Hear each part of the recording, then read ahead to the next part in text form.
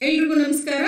ನಾನು ಬೋರಮ್ಮ ಹೆಚ್ ಅಂಗಡಿ, working as assistant professor in department of political science, GFGC HD ಕೋಟೆ, Mysuru district. Mysuru ವಿಶ್ವವಿದ್ಯಾನಿಲಯದಲ್ಲಿ BA ಪದವಿಯ 4ನೇ ಸೆಮ್ನ ರಾಜ್ಯಶಾಸ್ತ್ರ ವಿದ್ಯಾರ್ಥಿಗಳು ಅಧ್ಯಯನ ಮಾಡ್ತಕ್ಕಂತಹ ಇಂಟ್ರೊಡಕ್ಷನ್ ಟು ಇಂಟರ್ನ್ಯಾಷನಲ್ ರಿಲೇಷನ್ಸ್, ಅಂತಾರಾಷ್ಟ್ರೀಯ ಸಂಬಂಧಗಳ ಪರಿಚಯ. ಸೊ ಈ ಒಂದು ಪತ್ರಿಕೆ ಅಡಿಯಲ್ಲಿ ಇವತ್ತು ನಾವು 17ನೇ ಸೆಷನ್ ಅಡಿಯಲ್ಲಿ elements of national power, intangible factors, ರಾಷ್ಟ್ರೀಯ ಶಕ್ತಿಯನ್ನು ನಿರ್ಧರಿಸತಕ್ಕಂತಹ ಅಗೋಚರ ಅಂಶಗಳ ಭಾಗ 2 ನಾವು ನೋಡೋಣ. ಈ ಹಿಂದಿನ ವಿಡಿಯೋದಲ್ಲಿ ನಾವು ರಾಷ್ಟ್ರೀಯ ಶಕ್ತಿಯನ್ನು ನಿರ್ಧರಿಸತಕ್ಕಂತಹ ಅಗೋಚರ ಅಂಶಗಳು ಅಥವಾ ಅಮೂರ್ತ ಅಂಶಗಳ ಭಾಗ 1ರಲ್ಲಿ 3 ಅಂಶಗಳನ್ನ ಚರ್ಚೆ ಮಾಡಿದ್ವಿ: ideology, leadership and organisation and quality of government. So ಇವತ್ತಿನ ವಿಡಿಯೋದಲ್ಲಿ we will continue the fourth factor. We will discuss about this fourth factor, that is national character. So ರಾಷ್ಟ್ರೀಯ ಸ್ವಭಾವ ಅಂತ ಕರಿತೀವಿ ನಾವು. ಸೊ ಏನು, what is national character ಅನ್ನೋದು ನೋಡೋದಾದ್ರೆ, it's a collective name for referring to the traits of the people, their attitude and aptitude towards work and national needs. So ಇದು ಒಂಥರ ಜನರ ಸ್ವಭಾವ.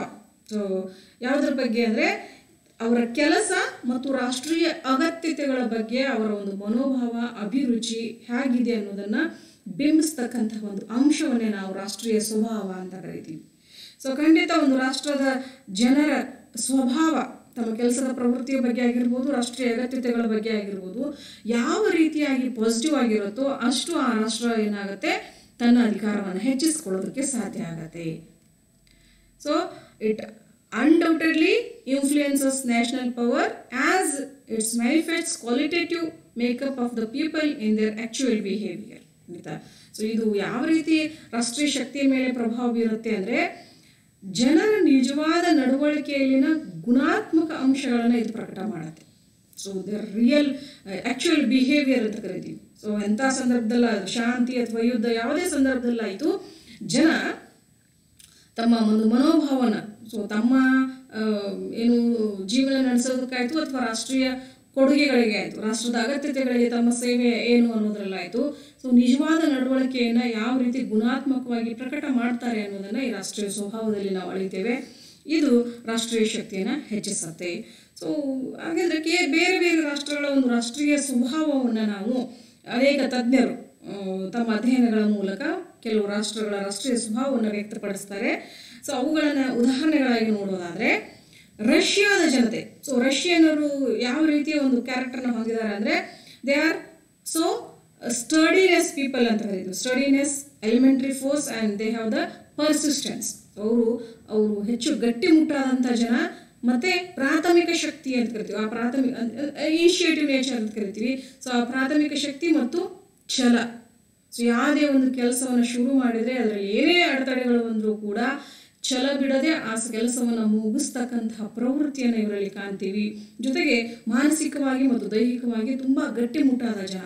ಸೊ ಈ ಥರದ ಒಂದು ಅಲ್ಲಿ ನ್ಯಾಷನಲ್ ಕ್ಯಾರೆಕ್ಟರ್ ಇದ್ದಿದ್ದರಿಂದನೇ 2ನೇ ಜಾಗತಿಕ ಮಹಾಯುದ್ಧದ ನಂತರ, ಆ್ಯಕ್ಚುಲಿ 1917ರಲ್ಲಿ ರಷ್ಯಾ ಕ್ರಾಂತಿಯ ಮೂಲಕ ಹೊಸ ಆಡಳಿತ ವ್ಯವಸ್ಥೆಯನ್ನು ರೂಢಿಸಿಕೊಂಡಿತ್ತು.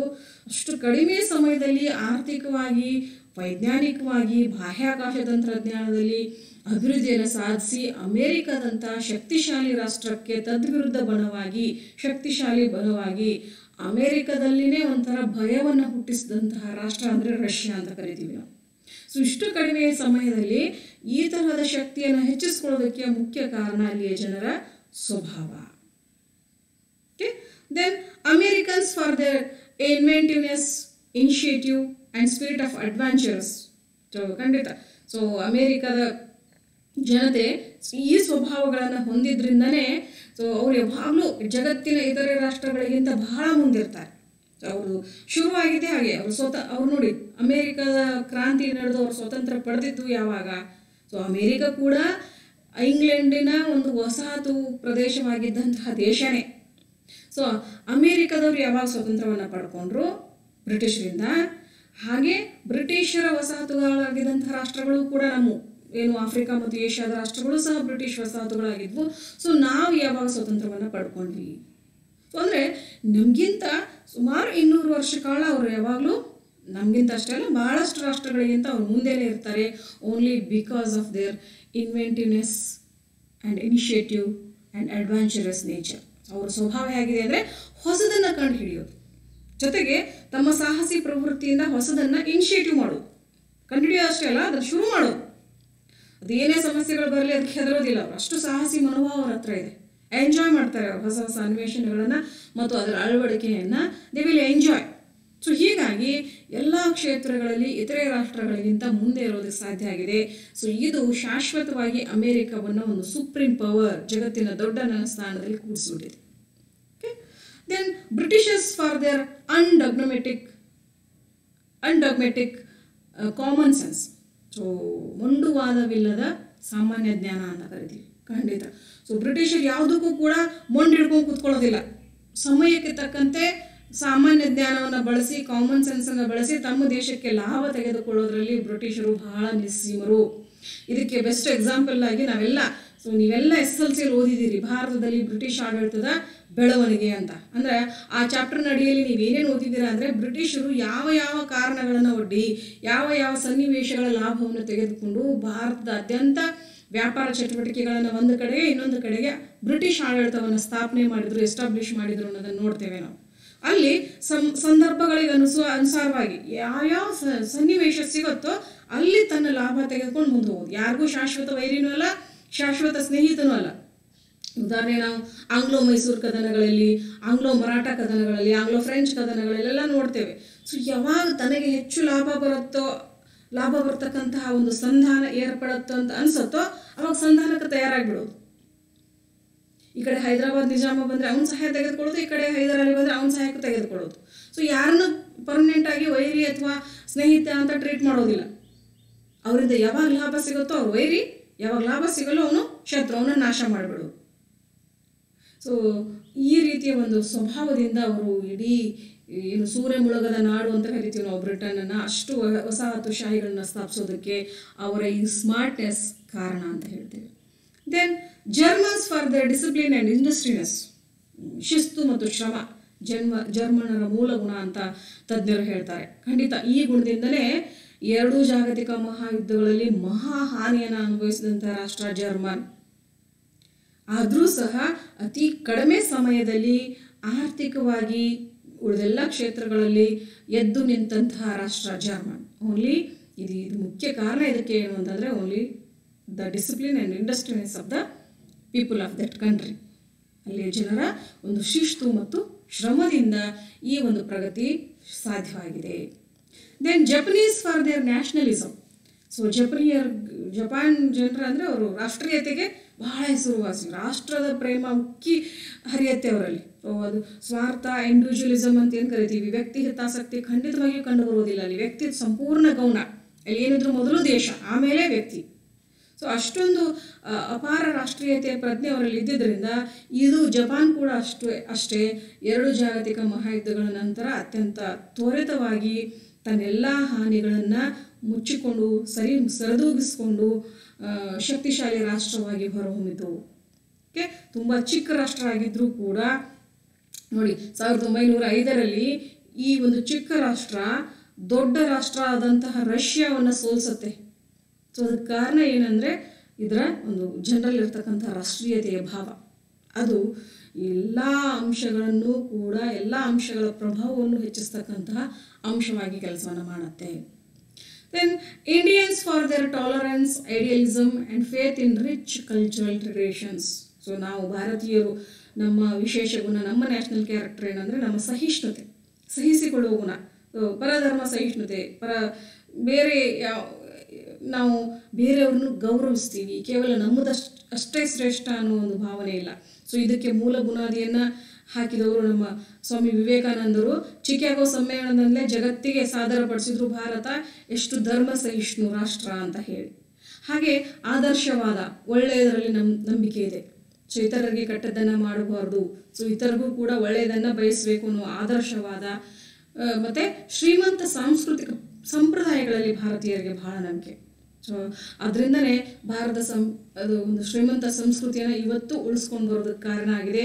ಸೊ ಇವತ್ತು ಭಾರತೀಯರನ್ನು ಇಡೀ ಜಗತ್ತು ಗೌರವದಿಂದ ನೋಡ್ತಿರೋದಕ್ಕೆ ಅತಿ ಮುಖ್ಯ ಕಾರಣ ನಮ್ಮ ಶ್ರೀಮಂತ ಸಂಸ್ಕೃತಿ ಮತ್ತು ಪರಂಪರೆ. ಸೊ ಹೀಗಾಗಿ ಇದು ನಮ್ಮ ರಾಷ್ಟ್ರದ ಶಕ್ತಿಯನ್ನು ಹೆಚ್ಚಿಸೋದಕ್ಕೆ ಕಾರಣ ಆಗಿದೆ. Then next point is national morale ಅಂತ, ರಾಷ್ಟ್ರೀಯ ನೈತಿಕ ಸ್ಥೈರ್ಯ. ಖಂಡಿತ. ಸೊ ಒಂದು ರಾಷ್ಟ್ರ ಆಂತರಿಕವಾಗಿ ಮತ್ತು ಬಾಹ್ಯ ವಿದೇಶಾಂಗ ನೀತಿಗಳಲ್ಲಿ ಯಶಸ್ಸನ್ನು ಸಾಧಿಸಬೇಕಾದ್ರೆ ಅಲ್ಲಿಯ ನೈತಿಕ ಸ್ಥೈರ್ಯ, ಅಲ್ಲಿ ಜನರದ ಏನು ನೈತಿಕ ಸ್ಥೈರ್ಯ ಏನಿದೆಯಲ್ಲ ಅದು ಬಹಳ ಪ್ರಮುಖ ಅಂಶವಾಗಿ ಕಾರ್ಯನಿರ್ವಹಿಸುತ್ತೆ. Then what is national morale? ಏನು ಹಾಗಂದ್ರೆ, it refers to the degree of determination with which a nation supports the foreign policy of its government in both peace and war. ಯುದ್ಧ ಇರಲಿ, ಶಾಂತಿ ಸಂದರ್ಭ ಇರಲಿ, ಸೊ ಈ ಎರಡು ಸಂದರ್ಭಗಳಲ್ಲಿ ಒಂದು ರಾಷ್ಟ್ರವು ತನ್ನ ಸರ್ಕಾರದ ವಿದೇಶಾಂಗ ನೀತಿಯನ್ನು ಬೆಂಬಲಿಸತಕ್ಕಂಥ ದೃಢ ನಿರ್ಧಾರದ ಮಟ್ಟವನ್ನು ಸೂಚಿಸುತ್ತೆ. ರಾಷ್ಟ್ರದ ಜನತೆ ಅದು ಶಾಂತಿ ಸಂದರ್ಭದಲ್ಲಾಗಿರ್ಬೋದು, ಯುದ್ಧ ಸಂದರ್ಭದಲ್ಲಾಗಿರ್ಬೋದು, ಅಲ್ಲಿಯ ಸರ್ಕಾರಕ್ಕೆ ಸೊ ಎಷ್ಟು ಮಟ್ಟಿಗೆ ಬೆಂಬಲವನ್ನು ನೀಡುತ್ತೆ, ಅದು ಬಹಳ ಮಾರಲ್ ಸಪೋರ್ಟ್ ಅಂತ ಕರಿತೀವಿ ನಾವು. ಈ ನಮ್ಮ ದಿನನಿತ್ಯದ ಬಳಕೆಯಲ್ಲಿ ಮಾರಲ್ ಸಪೋರ್ಟ್ ಅಂತ ಕರಿತೀವಿ. ಮಾರಲ್ ಸಪೋರ್ಟ್ ಇರಲಿಲ್ಲ ಅಂದರೆ ಯಾರೂ ಕೂಡ ಸಕ್ಸಸ್ಸನ್ನು ಸಾಧಿಸೋಕೆ ಸಾಧ್ಯ ಆಗೋದಿಲ್ಲ. ನಮಗೂ ಕೂಡ ನೋಡಿ ಮಾರಲ್ ಸಪೋರ್ಟ್ ಬೇಕು. ನಾವೇನೇ ಒಂದು ಕೆಲಸ ಮಾಡಬೇಕಾದ್ರೆ ನಮ್ಮ ತಂದೆ ತಾಯಿ ನಮ್ಮನ್ನು ಮಾರಲಿ ಸಪೋರ್ಟ್ ಮಾಡಬೇಕು, ನಮ್ಮ ಬಂಧು ಮಿತ್ರರು, ನಮ್ಮ ಸ್ನೇಹಿತರು ಏನೇ ಮಾರಲ್ ಸಪೋರ್ಟ್ ಮಾಡಿದಾಗ ನಾವು ಏನು ಮಾಡಬೇಕು ಅಂದ್ಕೊಂಡಿರ್ತೀವೋ ಆ ಗುರಿಯನ್ನು ಸಾಧಿಸೋದಕ್ಕೆ ನಮ್ಮ ಶಕ್ತಿ ಇನ್ನೂ ಹೆಚ್ಚಾಗತ್ತೆ. ಆ ಮಾರಲ್ ಸಪೋರ್ಟ್ ಒಂದು ವೇಳೆ ಇಲ್ಲ ಅಂದರೆ ಉಳಿದೆಲ್ಲ ಶಕ್ತಿ ಸಾಮರ್ಥ್ಯ ನಮ್ಮಲ್ಲಿದ್ದರೂ ಒಂದು ಕೂಡ ನಾವೆಲ್ಲೋ ಆ ಒಂದು ಕೆಲಸದಲ್ಲಿ ಹಿಂದೆ ಬೀಳಬಹುದು, ಹಿನ್ನಡೆಯನ್ನು ಸಾಧಿಸ್ಬೋದು. The same thing happens in the matter of national power also. So ನೈತಿಕ ಸ್ಥೈರ್ಯ ಇದ್ದರೆ ಮಾತ್ರ ರಾಷ್ಟ್ರ ತನ್ನ ರಾಷ್ಟ್ರದ ಶಕ್ತಿಯನ್ನು ಹೆಚ್ಚಿಸ್ಕೊಳ್ಳೋದಕ್ಕೆ ಸಾಧ್ಯ ಆಗುತ್ತೆ. ಸೊ ನೆಕ್ಸ್ಟ್ ನಾವು ಚರ್ಚೆ ಮಾಡೋಣ. So it permits all activities of A nation. So ಎಲ್ಲ ಥರದ್ದು, it's agriculture, industrial productions as well as it's military establishments and diplomatic service. ಈ ರಾಷ್ಟ್ರೀಯ ಏನು ನೈತಿಕ ಸ್ಥೈರ್ಯ ಅಂತ ಕರಿತೀವಿ, ಅದು ಕೇವಲ ವಿದೇಶಾಂಗ ನೀತಿ ಅಂದರೆ ಬೃಹತ್ತಾಗಿ ವಿಶಾಲವಾಗಿ ದೇಶದ ಎಲ್ಲ ಚಟುವಟಿಕೆಗಳಲ್ಲೂ ಕೂಡ ಇದು ತನ್ನ ಪ್ರಭಾವವನ್ನು ಬೀರುತ್ತೆ.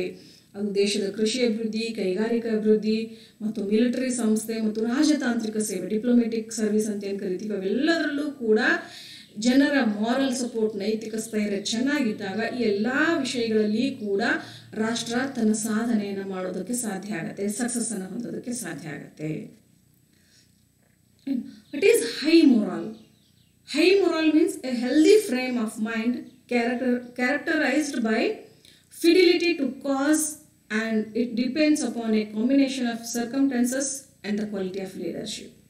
ಉನ್ನತ ನೈತಿಕ ಸ್ಥೈರ್ಯ ಅಂದರೆ ಯಾವುದೇ ಒಂದು ಏನು ಉದ್ದೇಶಿಸಲು ನಿಷ್ಠೆಯಿಂದ ನಿರೂಪಿಸಲ್ಪಟ್ಟಂಥ ಆರೋಗ್ಯಕರ ಮನಸ್ಸಿನ ಚೌಕಟ್ಟು. ಸೊ ಯಾವುದೇ ಒಂದು ಉದ್ದೇಶಗಳನ್ನ ಇಟ್ಕೊಂಡು ಆ ಉದ್ದೇಶಗಳನ್ನ ಈಡೇರಿಸೋದಕ್ಕೆ ಸೊ ಒಂದು ನಿಷ್ಠೆಯನ್ನು ವ್ಯಕ್ತಪಡಿಸ್ತಕ್ಕಂತಹ ಆರೋಗ್ಯಕರ ಮನಸ್ಸಿನ ಚೌಕಟ್ಟಿಗೆ ನಾವು ಉನ್ನತ ನೈತಿಕ ಸ್ಥೈರ್ಯ ಅಂತ ಕರಿತೀವಿ. ಸೊ ಇಲ್ಲಿ ಒಂದು ಯಾವುದೇ ಒಂದು ಹೈ ಆಂಬಿಷನ್ ಇಟ್ಕೊಂಡು ಉನ್ನತವಾದಂಥ ಏನಾದರೂ ಗುರಿಗಳನ್ನು, ಉದ್ದೇಶಗಳನ್ನ ಇಟ್ಕೊಂಡು ಆ ಉದ್ದೇಶಗಳನ್ನ ಈಡೇರಿಸುವಲ್ಲಿ ಒಂದು ನಿಷ್ಠೆ ಬೇಕು, ಇನ್ನೊಂದು ಅದಕ್ಕೆ ಆರೋಗ್ಯಕರ ಮನಸ್ಸಿನ ಒಂದು ಸ್ಪಂದನೆ ಬೇಕು. ಎರಡಿದ್ದಾಗ ಅದನ್ನು ನಾವು ಉನ್ನತ ನೈತಿಕ ಸ್ಥೈರ್ಯ ಅಂತ ಕರಿತೀವಿ. ಸೊ ಇದು ಯಾವುದನ್ನು ಅವಲಂಬಿಸುತ್ತೆ ಅಂದರೆ ಸಂದರ್ಭಗಳು ಮತ್ತು ಪರಿಣಾಮಕಾರಿ ನಾಯಕತ್ವದ ಸಂಯೋಜನೆಯನ್ನು ಅವಲಂಬಿಸಿರುತ್ತೆ. The circumstances, combination of circumstances and the quality of leadership, ಇವೆರಡು ಅಂಶಗಳನ್ನು ಇದು ಅವಲಂಬಿಸಿರುತ್ತೆ. ಈಗ ಅದಕ್ಕೆ ಒಂದು ಬೆಸ್ಟ್ ಎಕ್ಸಾಂಪಲ್ ಕೊಡೋದಾದರೆ, ಈಗ ನಾವು ನಮ್ಮ ಸರ್ಕಮ್ಸ್ಟೆನ್ಸ್ ಆಗಿದೆ, ಈಗ ನಮ್ಮದಷ್ಟೇ ಅಲ್ಲ ಇಡೀ ಜಗತ್ತಿನ ಎಲ್ಲ ರಾಷ್ಟ್ರಗಳ ಸರ್ಕಮ್ಸ್ಟೆನ್ಸ್ ಆಗಿದೆ ಅಂದರೆ, ಸನ್ನಿವೇಶ ಹೇಗಿದೆ ಅಂದರೆ, ಜಗತ್ತೇ ಒಂದು ದೊಡ್ಡ ಮಹಾ ಪ್ಯಾಂಡಮಿಕ್ಕನ್ನು ಎದುರಿಸ್ತಾ ಇದೆ. ಸೊ ಇಂಥ ಸಂದರ್ಭದಲ್ಲಿ ರಾಷ್ಟ್ರದ ನಾಯಕರಾದವರು ಕೆಲವು ಹಾರ್ಡ್ ಡಿಸಿಷನ್ಗಳನ್ನು ಕೈಗೊಳ್ಳುವ ಅನಿವಾರ್ಯತೆ ಇರುತ್ತೆ. ಸೊ ಇಡೀ ಜಗತ್ತಿನ ರಾಷ್ಟ್ರಗಳು ಸೊ ಅದು ಎಷ್ಟೇ ಆರ್ಥಿಕವಾಗಿ ಹಾನಿ ಸಂಭವಿಸಿದ್ರು, ಕೂಲಿ ವರ್ಗ, ಬಡವರ್ಗದವರಿಗೆ ತೊಂದರೆ ಆದರೂ ಕೂಡ ಆರ್ಥಿಕ ಚಟುವಟಿಕೆಗಳನ್ನೆಲ್ಲ ಸ್ಥಗಿತ ಮಾಡಿ ಜನರ ಪ್ರಾಣ ರಕ್ಷಣೆಗಾಗಿ ಬಿಗಿಯಾದಂತಹ ಲಾಕ್ಡೌನನ್ನು ಹಂತ ಹಂತವಾಗಿ ಮುಂದುವರಿಸ್ತಾನೆ ಇದ್ದಾವೆ. ಒಂದು ವರ್ಷದಿಂದ ನೋಡ್ತಾ ಇದ್ದೀವಿ ನಾವು. ಆಗಾಗ ಅವಶ್ಯಕತೆ ಬಿದ್ದಾಗ ಅತ್ಯಂತ ಕಠಿಣ ನಿರ್ಧಾರಗಳನ್ನ ತೆಗೆದುಕೊಂಡು ಇಡೀ ದೇಶವನ್ನೇ ಲಾಕ್ಡೌನ್ ಮಾಡಿ ಮನೆಯಲ್ಲಿ ಎಲ್ಲರನ್ನೂ ಕೂಡ ಹಾಕ್ತಿದೆ ಸರ್ಕಾರ. ನಾಯಕ ಆ ಥರದ ಕೆಲಸವನ್ನು ಮಾಡ್ತಾ ಇದ್ದಾರೆ. ಯಾಕೆ? ಯಾಕಂದರೆ ಅದರ ಉದ್ದೇಶ, ಅದರ ಹಿಂದಿನ ಉದ್ದೇಶ ಏನು ಹೇಳಿ, ಜನರ ಪ್ರಾಣ ರಕ್ಷಣೆ. ಸೊ ಅದಕ್ಕೆ ನಾವೆಲ್ಲರೂ ಕೂಡ ಒಪ್ಕೊಳ್ತಿದ್ದೀವಿ. ಸೊ ಅದನ್ನು ನಾವು ಟೀಕಿಸ್ತಾ ಇಲ್ಲ. ಸೊ ಎಲ್ಲ ಪ್ರಜೆಗಳು ಆ ಒಂದು ನಾಯಕರ ನಿರ್ಧಾರಕ್ಕೆ ಬೆಂಬಲ ನೀಡೋದ್ರ ಮೂಲಕ ಸೊ ನಮ್ಮ ನೈತಿಕ ಸ್ಥೈರ್ಯವನ್ನು ಚೆನ್ನಾಗಿ ಬಳಸಿ ನಾವು ಈ ರೋಗವನ್ನು, ಸಾಂಕ್ರಾಮಿಕ ರೋಗವನ್ನು ತಡೆಗಟ್ಟುವಲ್ಲಿ ಪ್ರಮುಖ ಪಾತ್ರವನ್ನು ವಹಿಸ್ತಾ ಇದ್ದೀವಿ ಮತ್ತು ಸಕ್ಸಸ್ಸನ್ನು ಕಾಣೋದಕ್ಕೆ ಸಾಧ್ಯ ಆಗ್ತಿದೆ. ಸೊ ಒಂದು ವೇಳೆ ನಾವಿಲ್ಲಿ ಮಾರಲಿ ಸಪೋರ್ಟ್ ಮಾಡಲಿಲ್ಲ ಅಂದರೆ, ಸೊ ನಮ್ಮ ಈಗಿನ ಸನ್ನಿವೇಶ ಮತ್ತು ನಾಯಕತ್ವ ಎರಡಕ್ಕೂ ಕೂಡ ನಾವು ಮಾರಲಾಗಿ ಸಪೋರ್ಟ್ ಮಾಡಲಿಲ್ಲ, ಸರ್ಕಾರ ಏನು ಹೇಳುತ್ತೆ, ಹಾಗೆ ಮಾಡುತ್ತೆ, ಹೀಗೆ ಮಾಡುತ್ತೆ ಅಂತ ಏನಾದರೂ ನಿರ್ಲಕ್ಷ್ಯ ತೋರಿ ನಾವು ಹೇಗೆ ಬೇಕಾದ್ರೆ ನಡ್ಕೊಂಡ್ರೆ ಅದು ಹಾನಿ ನಮಗೆ. ಸೊ ಅದರ ಪ್ರತಿಫಲವನ್ನೇ ಇವಾಗ ನಾವು ಸೆಕೆಂಡ್ ವೇವ್ನಲ್ಲಿ ಅನುಭವಿಸ್ತಾ ಇರೋದು. ಸೊ ನಾವು ಮೊದಲಿಂದನೂ ಮುನ್ನೆಚ್ಚರಿಕೆಯಿಂದ ಸದಾ ಜಾಗೃತಿಯಿಂದ ಇದ್ದರೆ, ಮೈ ಮರೆಯದೇ ಇದ್ದರೆ ಕಂಟ್ರೋಲ್ ಆಗಿರ್ತಿತ್ತು. ಸೊ ನಾವು ಮೈ ಮರೆತು ವರ್ತಿಸಿದ್ದಕ್ಕೆ ಈಗ ಎರಡನೇ ಅಲೆಯಲ್ಲಿ ಭಾರೀ ಅನಾಹುತವನ್ನು ಮತ್ತು ತೀವ್ರತರನಾದಂಥ ಹಾನಿಯನ್ನು, ಪ್ರಾಣ ಹಾನಿಯಾಗಿರ್ಬೋದು, ಎಲ್ಲವನ್ನು ಅನುಭವಿಸಿ ಮತ್ತೆ ದೇಶ ಆರ್ಥಿಕವಾಗಿ ಹಿಂಬೀಳ್ತಕ್ಕಂತಹ ಬಿಗಿಯಾದ ಲಾಕ್ಡೌನ್ಗೆ ತಲುಪಬೇಕಾಯಿತು. ಓಕೆ, ಸೊ ಈ ರೀತಿ ಸಂದರ್ಭಗಳಿಗೆ ತಕ್ಕಂತಹ ಏನು ನಾಯಕತ್ವ ಇದೆಯಲ್ಲ, ಸೊ ಅದನ್ನು ರಾಷ್ಟ್ರೀಯ ಮನೋಸ್ಥೈರ್ಯ ಏನು ಮಾಡಬೇಕು, ಬೆಂಬಲಿಸಬೇಕು. ಓಕೆ, ದೆನ್ ಉನ್ನತ ಮತ್ತು ಆರೋಗ್ಯಕರ ರಾಷ್ಟ್ರೀಯ ನೈತಿಕ ಸ್ಥೈರ್ಯ ಯಾವಾಗಲೂ ಅಧಿಕಾರದ ಒಂದು ಮೂಲ ಅಂತ ಕರೀತೀವಿ. The high and healthy national morale can be a big source of power which can lead to successful use of power for securing the national interest. So ಒಂದು ರಾಷ್ಟ್ರ ತನ್ನ ರಾಷ್ಟ್ರೀಯ ಹಿತಾಸಕ್ತಿಯನ್ನು ಯಶಸ್ವಿಯಾಗಿ ಬೆಳೆಸ್ಕೊಳ್ಳೋದಕ್ಕೆ ಉನ್ನತ ಮತ್ತು ಆರೋಗ್ಯಕರ ರಾಷ್ಟ್ರೀಯ ನೈತಿಕ ಸ್ಥೈರ್ಯ ಬಹಳ ಪ್ರಮುಖ ಪಾತ್ರವನ್ನು ವಹಿಸುತ್ತೆ. High and healthy national morale. So ತೀವ್ರತನಾಗಿ ನಮ್ಮ ರಾಷ್ಟ್ರದ ನಾಯಕ ಏನೋ ಒಂದು ಮಾಡ್ತಿದ್ದಾರೆ ಒಳ್ಳೆಯದನ್ನು ಅಂದರೆ we have to support, unconditionally we have to support. ಆ ಒಂದು ಸ್ವಭಾವ ಬರಬೇಕು ನಮಗೆ.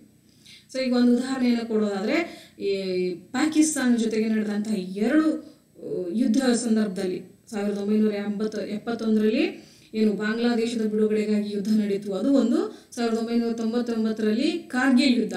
ಈ 2 ವಿಜಯಗಳಿಗೆ ಮುಖ್ಯ ಕಾರಣ ಏನಂದರೆ ಭಾರತೀಯ ಸೈನ್ಯ ಉನ್ನತ ನೈತಿಕ ಸ್ಥೈರ್ಯ. ಸೊ ಸೈನ್ಯದಲ್ಲಿ ಕಮಿಟ್ಮೆಂಟ್ ಇತ್ತು, ಸೈನ್ಯಕ್ಕೆ ದೇಶದ ಜನತೆಯ ಒಂದು ಮಾರಲ್ ಸಪೋರ್ಟು ಇತ್ತು, ಜೊತೆಗೆ ಆ ಸೈನ್ಯದಲ್ಲಿ ಇದ್ದಂತಹ ಮಾರಲ್ ಸಪೋರ್ಟ್ನಿಂದ, ಯಾಕಂದರೆ ಸೊ ಪಾಕಿಸ್ತಾನ ಅತಿಕ್ರಮಣ ಮಾಡಿದೆ ನಮ್ಮಲ್ಲಿ, ಸೊ ಹೀಗಾಗಿ ಅವರನ್ನು ನಾವು ಹಿಂದಿಕ್ಕಬೇಕು ಅನ್ನೋ ಒಂದು ಮಾರಲ್ ಸಪೋರ್ಟ್ ಏನಿದೆಯಲ್ಲ, ಸೊ ಅದು ಈ 2 ಸಂದರ್ಭದಲ್ಲಿ ಭಾರತ ವಿಜಯ ಆಗೋದಕ್ಕೆ ಕಾರಣ ಆಯಿತು.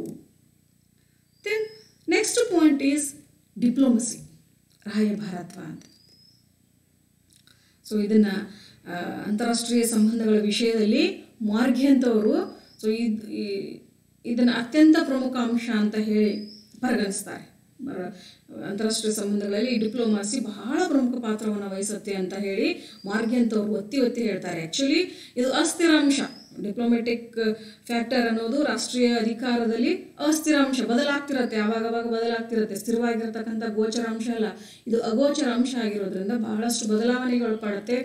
ಇದು ಎಷ್ಟೇ ಅಸ್ಥಿರವಾಗಿದ್ರೂ ಕೂಡ ಇದರ ಪ್ರಾಮುಖ್ಯತೆಯನ್ನು ಕಡೆಗಣಿಸೋಕ್ಕಾಗೋದಿಲ್ಲ ಅಂತ ಸ್ವತಃ ತಜ್ಞರಾದಂಥ, ಎಕ್ಸ್ಪರ್ಟ್ ಆದಂಥ ಮಾರ್ಘ್ಯಂತವರು ಹೇಳ್ತಾರೆ. ಇದು ಯಾವ ರೀತಿ ರಾಷ್ಟ್ರದ ಶಕ್ತಿಯನ್ನು ಹೆಚ್ಚಿಗೆ ಮಾಡುತ್ತೆ, ಸೊ ನಾವು ನೋಡ್ತೀವಿ.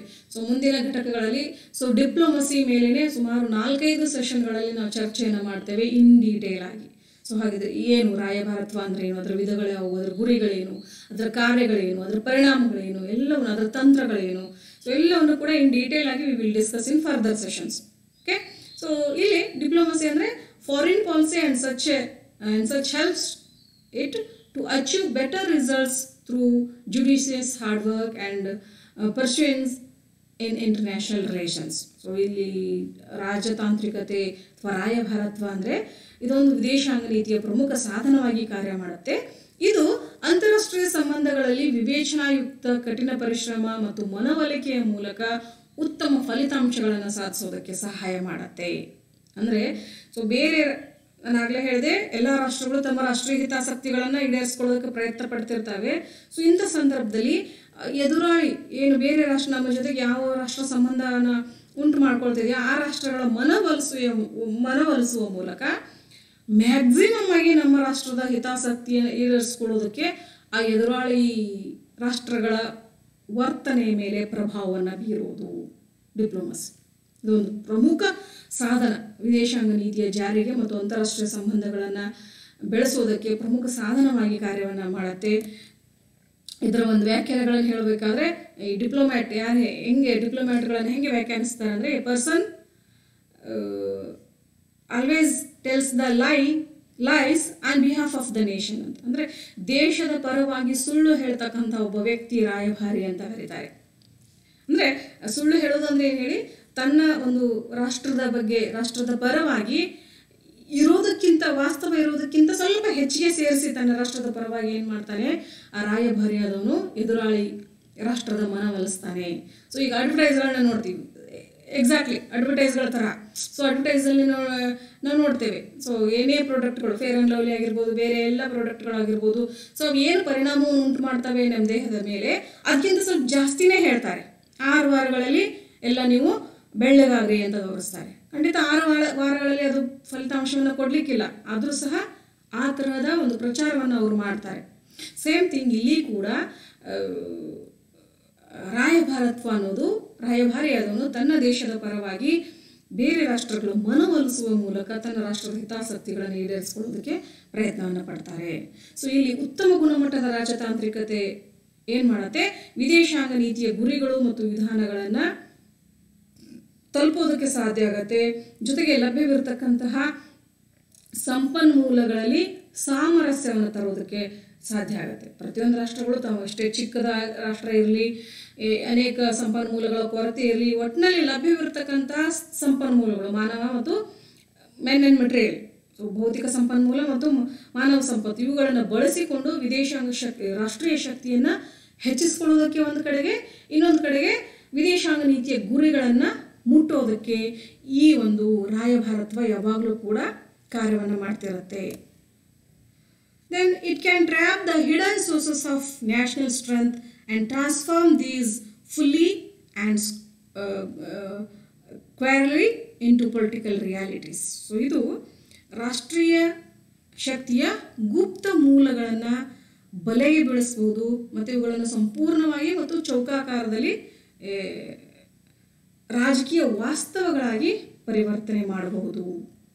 Okay, then success of foreign policy of a nation largely depends upon the quality of diplomacy that takes it to foreign capitals. ಖಂಡಿತ ಒಂದು ರಾಷ್ಟ್ರದ ವಿದೇಶಾಂಗ ನೀತಿಯ ಯಶಸ್ಸು ಯಾವುದರ ಮೇಲೆ ಅವಲಂಬನೆಯಾಗಿರುತ್ತೆ ಅಂದರೆ, ಒಂದು ರಾಷ್ಟ್ರ ಏನು ಬೇರೆ ರಾಷ್ಟ್ರಗಳ ರಾಜಧಾನಿಗಳಲ್ಲಿ ಯಾವ ತೆರನಾದಂತಹ ರಾಯಭಾರಿಗಳನ್ನು ಕಳಿಸಿರ್ತಾರೆ, ಆ ರಾಜತಾಂತ್ರಿಕತೆಯ ಗುಣಮಟ್ಟ ಹೇಗಿದೆ ಅದನ್ನು ಅವಲಂಬಿಸಿರುತ್ತೆ. ಪ್ರತಿಯೊಂದು ರಾಷ್ಟ್ರದಲ್ಲಿ ಕಾರ್ಯನಿರ್ವಹಿಸ್ತಕ್ಕಂತಹ ರಾಯಭಾರಿಗಳು ರಾಜತಾಂತ್ರಿಕ ಸಂಬಂಧಗಳ ಗುಣಮಟ್ಟ ಆಯಾ ರಾಷ್ಟ್ರದ ಶಕ್ತಿಯನ್ನು ಹೆಚ್ಚಿಸುವುದರಲ್ಲಿ ಪಾತ್ರವನ್ನು ವಹಿಸುತ್ತೆ. ಓಕೆ, ಇಷ್ಟು ಅಂಶಗಳನ್ನು ಇವತ್ತಿನ 2ನೇ ಭಾಗದಲ್ಲಿ ನಾವು ನೋಡಿದ್ವಿ. ಇನ್ನು ಉಳಿದ 2 ಅಂಶಗಳನ್ನು V will discuss in the next part of the video. So ಮುಂದಿನ ಭಾಗದಲ್ಲಿ 3ನೇ ಭಾಗವಾಗಿ ನಾವು ಮುಂದಿನ ವಿಡಿಯೋದಲ್ಲಿ ನೋಡೋಣ. ಸೊ ಪ್ರಸ್ತುತ ವಿಡಿಯೋದ ವಿಷಯಗಳಿಗಾಗಿ ನೀವು ಈ ಪುಸ್ತಕಗಳನ್ನು ಮತ್ತು ಲಿಂಕ್ಗಳನ್ನ ರೆಫರ್ ಮಾಡ್ಬೋದು ವಿದ್ಯಾರ್ಥಿಗಳೇ. Thank you so much.